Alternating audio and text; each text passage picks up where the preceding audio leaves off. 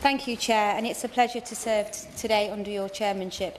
I requested today's debate on government support for early years providers because too often early years are left out of the discussion on education, and the impact that they have on children's lives and their futures are not always given the respect they deserve. I agreed with the Secretary of State during her statement on Monday when she called early years providers the hidden heroes of our community, and I'm determined to see them hidden no longer. Just over a year ago, I made the decision to stand as a Member of Parliament because I believe that where you start in life should not determine where you end and what opportunities you should have. I spent many years in Nottinghamshire and Derby setting up Sure Start centres under the previous Labour government, and then I had to watch Sure Start centres being dismantled and the most disadvantaged children have their support ripped away from them. Absolutely. And it's that very thing that drove me to stand as a Member of Parliament. The injustice should have never been allowed to happen, and it is time to deal with the legacy of 14 years of a Conservative government. 4.5 million children in the UK are living in poverty, over 4,000 in my constituency of Sherwood Forest. Almost 2.2 million children are on free school meals. That's just over 1 in 4 children in England. Half of these children will not reach a good level of development by the age of 5. And according to the Sutton Trust, the attainment gap between children on free school meals and their peers has widened to 20%. Before I was elected, I worked with vulnerable children, and I saw day in and day out how influential a child's start in life can be on their future. I also saw how incredible Sure Start centres were to changing the lives of families in disadvantaged communities, and I cannot express how excited I am to learn that the government will be modelling their family hubs in a similar way, and that they will be rooted in disadvantaged communities. Will she give way? Yes. For giving way. Ellie from Wincanton, in my constituency, has ASD, ADHD and SLD. She wasn't diagnosed during her early education, and so that she didn't have that support framework around her. So I'm really pleased that the government's Best Start Family Hub expansion could help with that early identification, particularly around SEND. But does the Honourable Member agree with me that the strategy must be matched with sufficient funding, especially after the Tories trashed early years provision? Welsh. Thank you for that point. SEND and what happens in early years is absolutely vital, and I actually saw that and how it goes. Some of it is about funding, but actually a lot of it as well is also about changing how we work. At the moment, how we work, it is not for the benefit of the child and the family.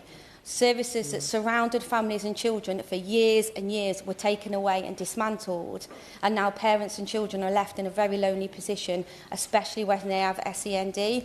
So I think we have to look broader. You know, we could throw as much money as we can at it, but actually we have got to fundamentally change how we work and think about what support services we really need to surround that child.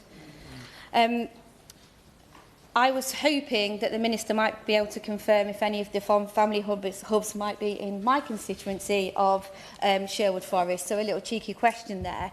It is well established that in the first few years of a child's life that it's absolutely critical in supporting their physical, mental and emotional development long term. Children's brains grow and adapt so quickly, particularly in those first few years. The experiences they have can have lifelong effects, which is why interventions at this stage of life are so crucial, especially for children from disadvantaged backgrounds.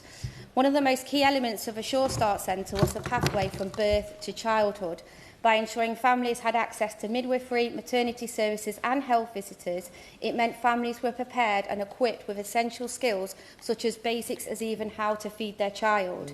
At a time when maternity services across the country are under immense pressure, ensuring families and children are supported within the community by these hubs is absolutely vital. I hope that under this government, the new Best Start strategy in life, there will be a clear pathway from birth, and that the Department for Education links up with the Department of Health and Social Care to ensure this. I was also particularly excited to see childminders included in the strategy, as my mum was a childminder for many years. For too long, they've been treated as a separate entity and not taken seriously as more formal educational settings. Growing up watching my own mum, I've seen firsthand the impact they have on a child's life and how important they are to supporting families. Could the Minister reassure me on the role that they will play in the Best Start programme? Another way early years impact upon a child's future is regarding their in-school readiness.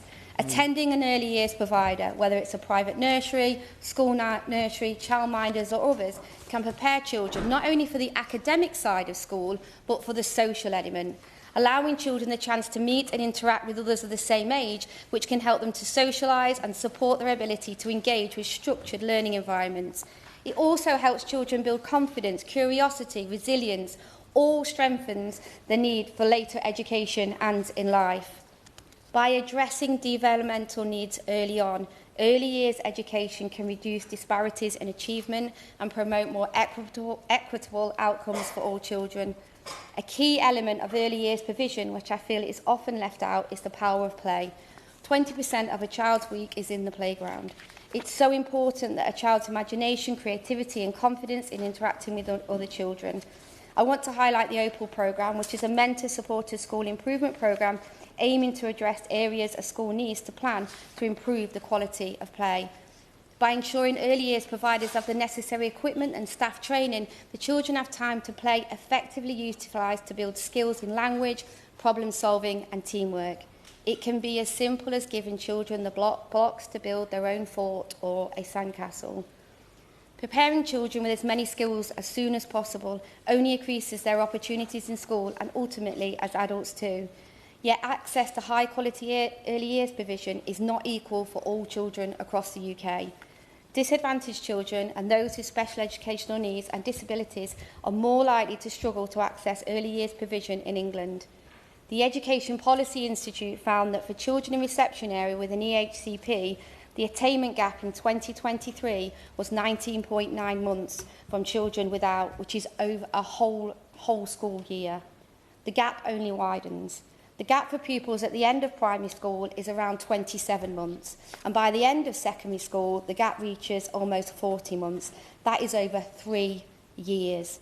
If we do not attempt to address this gap at the earliest stage, children with SEND will always be on the back foot, and that is not right nor fair.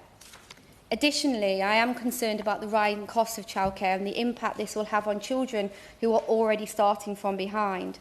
Childcare must be affordable for both families and providers. The government's decision to deliver an entitlement of 30 hours funded childcare a week for working families will be key in driving children out of poverty and massively improve their outcomes in life. I was pleased that in Sherwood Forest we received 2 nurseries announced in the 300 schools to receive funding for school-based nursery, Samuel Barlow Primary Academy in Clipston and Lakeview Primary and Nursery School in Reneth. However, I have heard concerns from some private nurseries in Sherwood Forest, including that the government funding does not cover all of the costs, the 3 days care that is required, leaving the nursery no choice but pass this cost on to paying parents, or in the worst cases, meaning they must close entirely. It is vitally important that providers are able to stay open at this time when we so desperately need them. I would be grateful if the Minister could tell me if the Government have investigated concerns that the funding from Government does not go enough to cover the costs faced by nurseries. Investment into our early years providers makes a difference. There is no doubt about that. Little Elms in my constituency provides a fantastic early years learning environment to children in Dover Beck and Loudon Ward, and they've recently been granted permission and capital funding by the Council to expand and build an extra building, allowing them to offer 17 more spaces for children in their community. That extra space will mean they can employ more early years workers too. This will make an incredible difference in just one community in Sherwood Forest. Across the country, there are so many providers doing incredible work for our children, including Busy Beads in Vicar Water in Clipston, which was rated outstanding by Ofsted. I want to pass my personal heart thanks to all those workers in Sherwood Forest and across the country. As we push forward with ensuring every child has the best start in life, I'd like to end by reminding the Government of the importance of taking early years providers with us and urge you to give providers the support and tools they need to succeed. Thank you.